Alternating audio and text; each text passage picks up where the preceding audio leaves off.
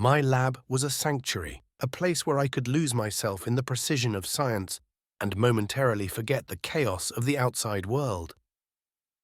The hum of advanced neurotech machines filled the sterile air, their rhythmic beeping and occasional whirring sounds creating a symphony of progress.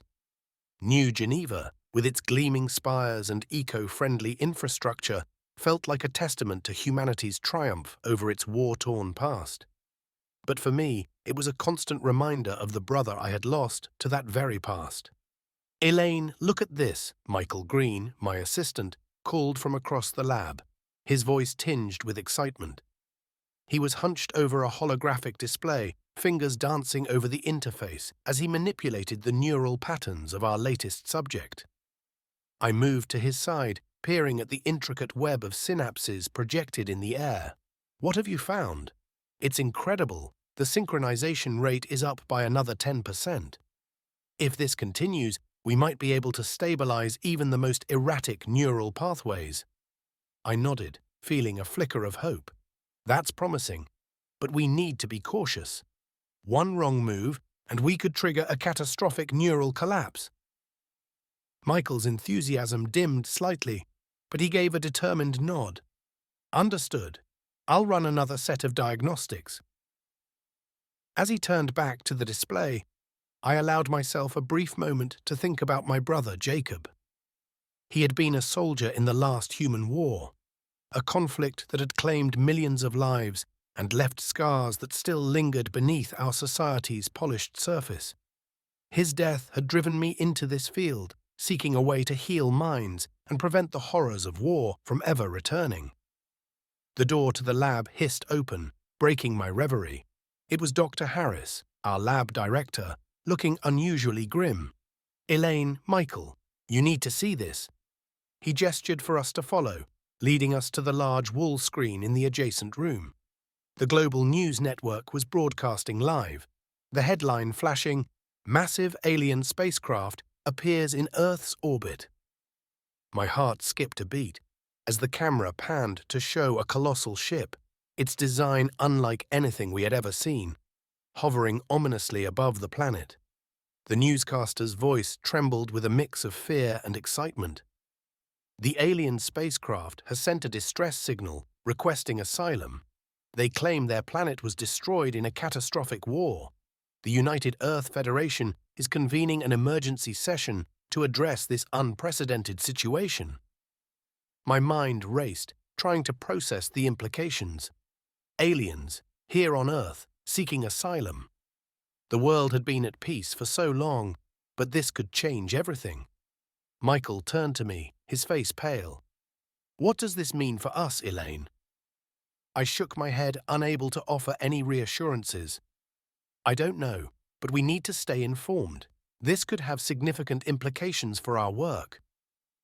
As the broadcast continued, showing scenes of panic and curiosity from around the world, the UEF's headquarters came into view. President Jonathan Ashford was about to address the council. His expression was stern, the weight of the situation clearly bearing down on him. The emergency session was a spectacle of its own. Council members from across the globe filled the chamber, their discussions a cacophony of conflicting opinions. President Ashford stood at the podium, trying to restore order. "Ladies and gentlemen, please." His voice cut through the noise, commanding attention. "We are faced with an extraordinary situation. The Zellarians have requested asylum, claiming they are the last survivors of a war that destroyed their planet.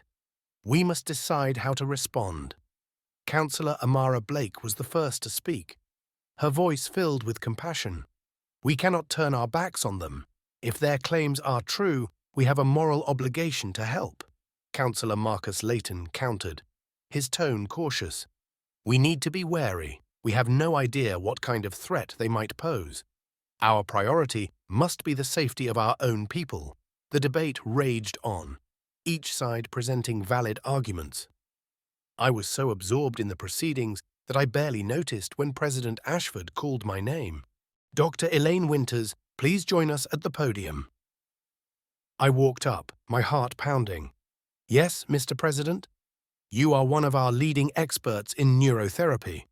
We need your expertise to assess the Zilarians' claims and determine how we might assist them. Will you join the committee of experts?" The weight of the responsibility settled on my shoulders, but I nodded. "Of course. I'll do whatever I can to help." The committee was quickly formed, and we were briefed on our mission: to make first contact with the Zilarians and evaluate their needs. The following day, I found myself aboard a shuttle, heading toward the alien spacecraft. My mind was a whirlwind of anticipation and anxiety. As we docked with the Zilarian ship, the enormity of the situation hit me. The airlock cycled open, revealing a corridor lined with strange bioluminescent panels that pulsed with a soft blue light. I led our team forward, our footsteps echoing in the alien silence. At the end of the corridor, a group of Zilarians awaited us. They were tall, their skin a deep shade of indigo, and their eyes glowed faintly in the dim light. At their forefront stood Zalthar, their leader. His presence was imposing, yet there was a palpable sense of desperation in his gaze. "Welcome," Zalthar said, his voice resonating with an unfamiliar timbre. "Thank you for meeting with us." I stepped forward, trying to project confidence. "I am Dr. Elaine Winters. We are here to understand your situation and see how we can help." Zalthar inclined his head. "Our species is on the brink of extinction. Our planet was destroyed in a war we could not control. Our neurological makeup drives us to conflict unless we receive external intervention. We have come to you in the hope that you can help us find peace." His words struck a chord deep within me. The idea of a species genetically predisposed to conflict was both fascinating and horrifying. "We will do everything in our power to assist you," I said, feeling a profound sense of responsibility. As we continued to converse, I could see the pain and fear etched into the faces of the Zilarians. Their desperation was a stark reminder of humanity's own past struggles. I knew then that our mission was not just a scientific endeavor, but a moral imperative. Back on Earth, the news of our first contact spread quickly. The public's reaction was a volatile mix of hope and fear. Some saw the Zilarians as a chance to demonstrate our capacity for compassion and cooperation, while others viewed them as a potential threat to our hard-won peace. In the days that followed, we worked tirelessly to understand the Zilarians' neurological structure and develop a suitable neurotherapy protocol. The pressure was immense, with the eyes of the world upon us. Yet, amidst the chaos, I found a renewed sense of purpose. Michael and I spent countless hours in the lab, analyzing data and running simulations. The Zilarians' brains were vastly different from ours, but the principles of neural synchronization offered a glimmer of hope. If we could stabilize their neural pathways, we might be able to curb their aggressive tendencies. One evening, as I reviewed the latest findings, a news alert flashed across my screen. The UEF had convened another emergency session to discuss the progress of our mission and decide on the next steps. The council chamber was filled with tension as President Ashford took the podium. "We have made significant strides in understanding the Zilarians' needs, but the road ahead is long and fraught with challenges. We must decide how to proceed." Councillor Blake spoke first, her voice resolute. "We have seen the potential for progress. We must continue to support Dr. Winters and her team in their efforts." Councillor Layton was less optimistic. "We are walking a dangerous path. The risks are too great. We should prioritize our own security." The debate was intense, and I could feel the weight of every word. When President Ashford called on me to speak, I took a deep breath and stepped forward. "Ladies and gentlemen, I understand your concerns, but I have seen firsthand the desperation of the Zilarians. They are not so different from us. With the right support, we can help them find peace. It is our moral duty to try." The room fell silent as my words sank in. The decision was monumental, but I could only hope that compassion would prevail over fear. As the council deliberated, I returned to the lab, more determined than ever. The journey ahead would be arduous, but I was ready to face it head-on. For Jacob, for humanity, and for the Zilarians, I would do everything in my power to turn the tide of conflict into a beacon of hope. Act 2. Integration and conflict. Back in the lab, the data from the Zilarians' initial scans lay spread out before me like a puzzle waiting to be solved. Their neural pathways were a labyrinth of complexity, with interconnections far more intricate than those of humans. It was both fascinating and daunting. I dove into the analysis, my mind racing through possibilities and hypotheses. Hours turned into days as I worked tirelessly, comparing their neural patterns to what I knew from my research on human brains. The similarities were striking, yet the differences were critical. Their aggression wasn't just a behavioral issue, it was hardwired into their biology. I knew the answer lay in my neurotherapy techniques. "Michael, look at this," I said, calling him over to my workstation. He leaned in, eyes scanning the data. "Is that—" "Yes," I confirmed, a hint of excitement creeping into my voice. The neural synchronization process I developed for humans could potentially stabilize their aggressive tendencies. Michael's eyebrows shot up. "You're saying we can actually help them?" "I'm saying we have a chance. But we need to test it. A controlled trial." With renewed energy, we refined the therapy parameters, adjusting for the Zilarians' unique neural architecture. The breakthrough felt like a beacon in the darkness. I prepared a detailed presentation for the UEF Council, outlining our findings and the proposed trial. The council chamber buzzed with tension as I took the podium. President Ashford gave me an encouraging nod. "Esteemed council members, I stand before you with a potential solution to the Zilarian dilemma. Our research indicates that neurotherapy, originally developed for humans, can be adapted to mitigate the Zilarians' aggressive tendencies. I propose a trial period to assess its efficacy under strict supervision." The room fell silent as my words sank in. Councillor Amara Blake was the first to speak. "Dr. Winters, what are the potential risks?" "There are always risks," I admitted, "but the potential benefits far outweigh them. If successful, this could pave the way for peaceful coexistence." Councillor Marcus Layton remained skeptical. "And if it fails?" "Then we will have tried our best," I said, meeting his gaze. "But we cannot let fear dictate our actions. This is an opportunity to help a species on the brink of extinction." President Ashford rose, his expression grave. "Dr. Winters, your dedication to this cause is commendable. We will proceed with the trial. The world will be watching." The news of the trial spread quickly, the media painting it as a high-stakes gamble. Public opinion was divided, but the overarching sentiment was one of cautious hope. For the first time in a long while, I felt a sense of purpose that transcended my personal grief. The neurotherapy sessions began with a group of Zilarians, including Zalthar. The process was grueling, requiring precision and patience. Each session pushed the boundaries of what we thought possible. The Zilarians' initial skepticism gradually gave way to trust as they saw the results. Zalthar, in particular, showed remarkable progress. His once tense and aggressive demeanor softened, revealing a thoughtful and articulate leader beneath. Between sessions, we talked about our respective worlds, our hopes, and our fears. These conversations forged a bond between us, grounded in mutual respect and understanding. "Your world is beautiful," Zalthar said one evening as we looked out over the cityscape of New Geneva. "But it is your capacity for change that truly amazes me."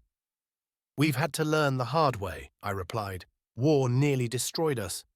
But we found a way to rebuild, to create something better. It wasn't easy, and it required everyone's effort." His eyes glowed softly in the twilight. "I hope my people can learn the same." Parallel to the therapy, a cultural exchange program was initiated to foster deeper understanding between humans and Zilarians. Commander Jackson Ray, a former soldier turned peacekeeper, played a crucial role in this initiative. His easygoing demeanor and first-hand experience with conflict made him an ideal bridge between our species. The program included educational initiatives, art exhibitions, and sports events. These activities highlighted our shared humanity and our distinct cultural identities.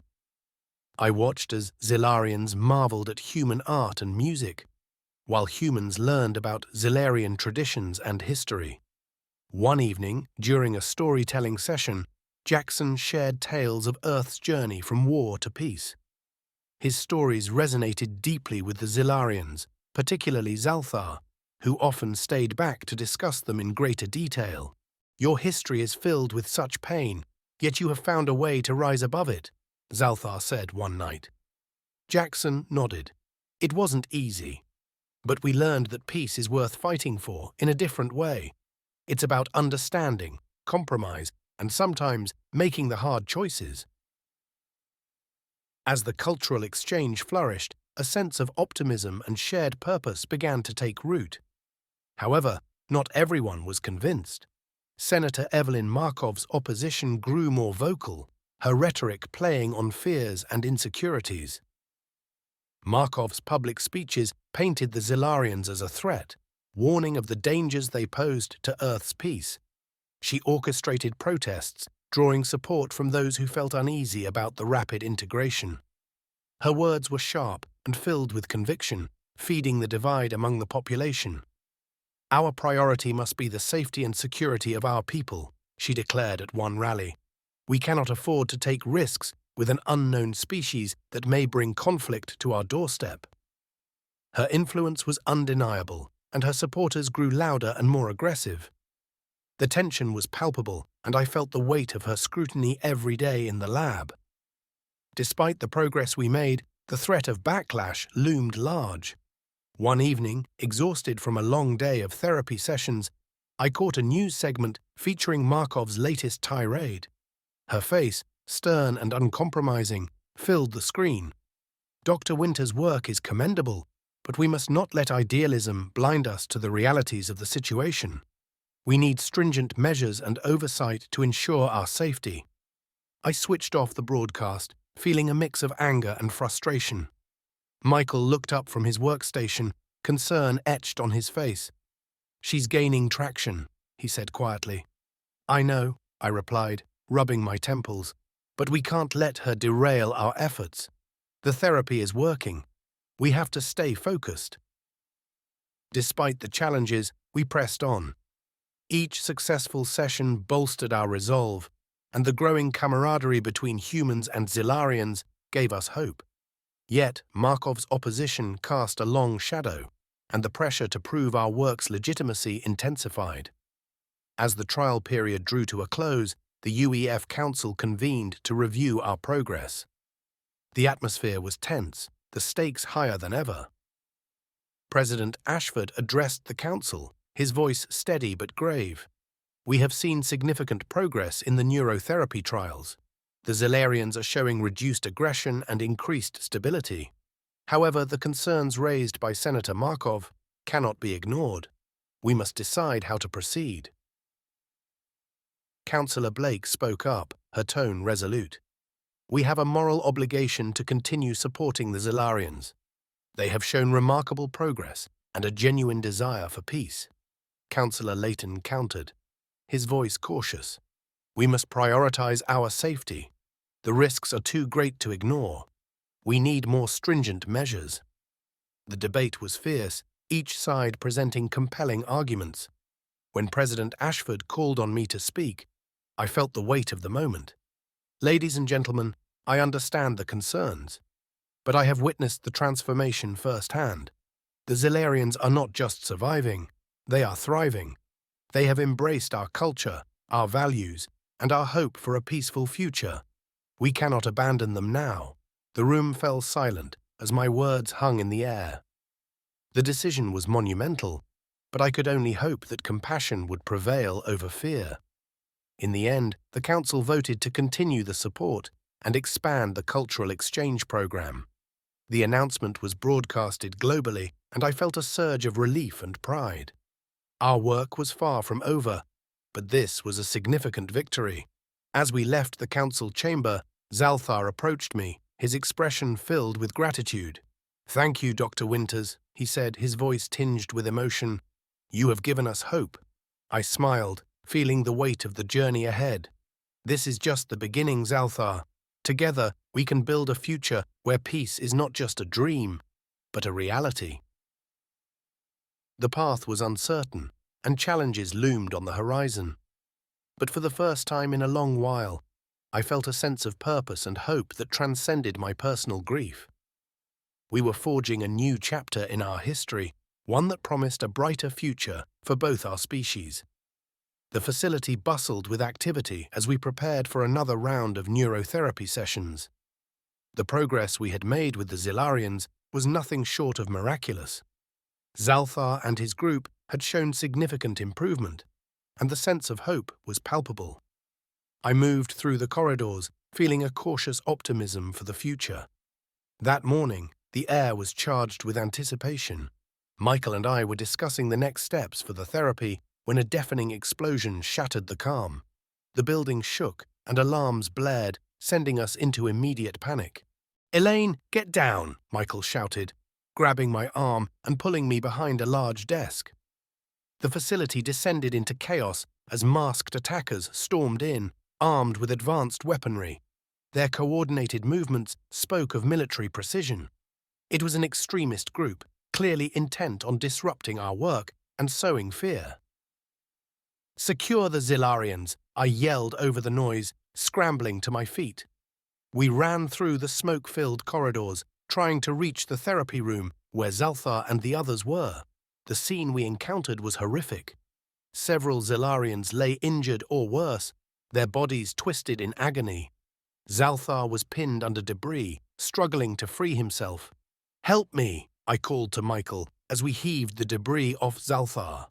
"We have to get out of here," Michael panted, his face streaked with soot and fear.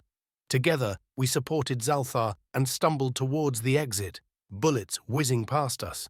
The attackers had set fire to parts of the facility, the heat searing our skin as we navigated the inferno. Finally, we burst outside, gasping for air. Emergency responders were already on the scene, dousing flames and tending to the wounded. The attackers had vanished as quickly as they had appeared, leaving destruction in their wake. The aftermath was a blur of activity and emotion.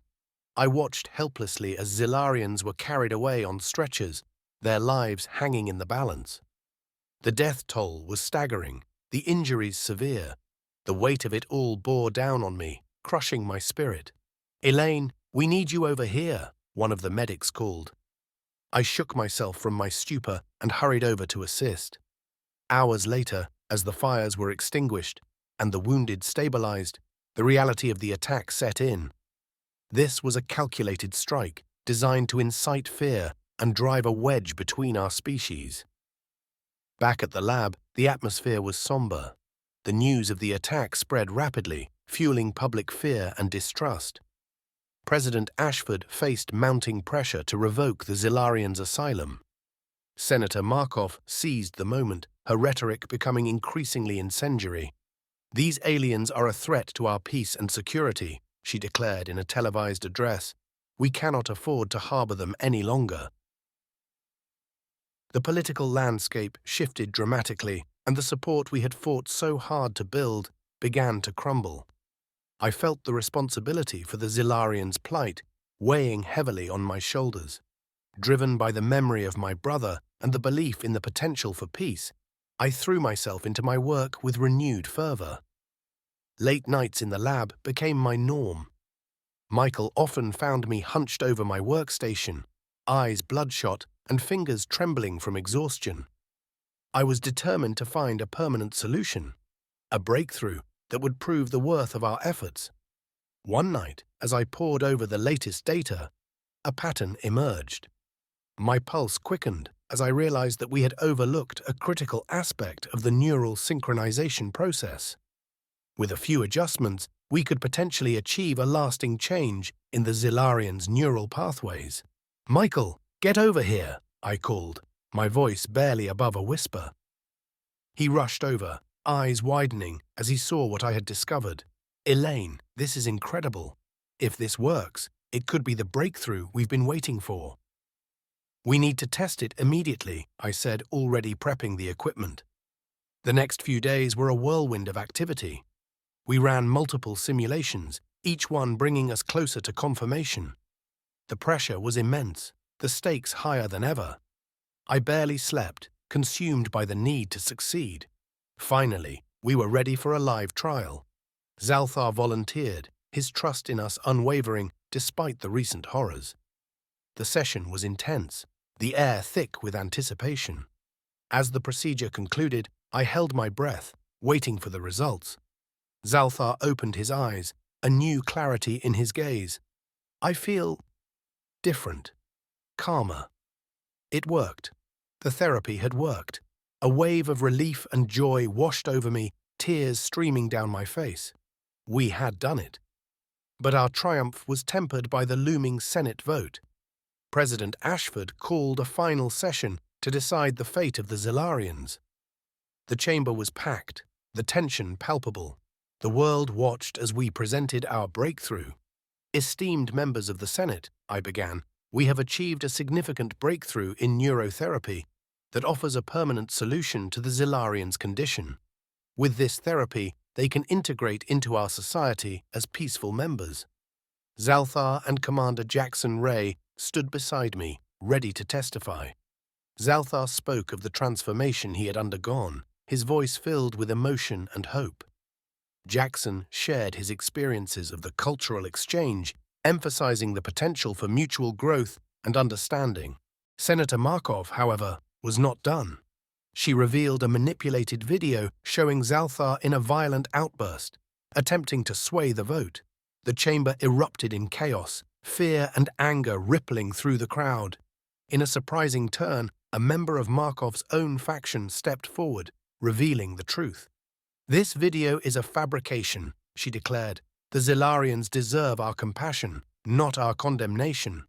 The room fell silent as the implications of her words sank in. The vote proceeded, each senator weighing the gravity of the decision. Finally, the results were announced. The Senate voted in favor of continuing support for the Zilarians. A collective sigh of relief filled the chamber. It was a significant victory for compassion and understanding. As we left the Senate, Zalthar turned to me, his eyes shining with gratitude. "Thank you, Dr. Winters. You have given us hope for a future we thought lost." With the Senate's support, we moved forward with the permanent neurotherapy solution. The integration of Zilarians into human society began in earnest.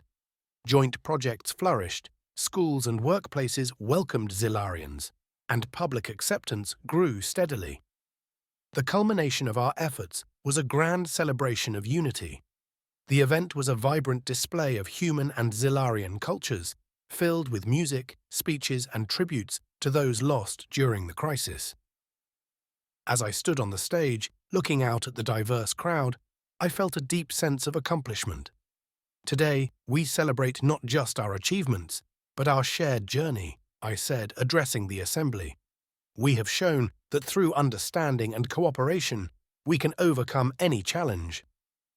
The applause was thunderous, a testament to the hope and resilience that had brought us to this moment. As the celebrations continued, I reflected on the journey. From the initial shock of the Zilarians' arrival to the trials and tribulations we had faced, every step had been a testament to the power of empathy and determination. In the end, we had not just saved a species, we had enriched our own. The future was filled with promise, a new era of peace and cooperation dawning on Earth. As I looked forward, I felt inspired by the success of our efforts and the legacy we were creating for generations to come. The final scene showed a hopeful Earth, setting an example for other civilizations to follow. Our journey had proven that even in the face of fear and conflict, empathy and understanding could triumph, paving the way for a brighter, more unified future.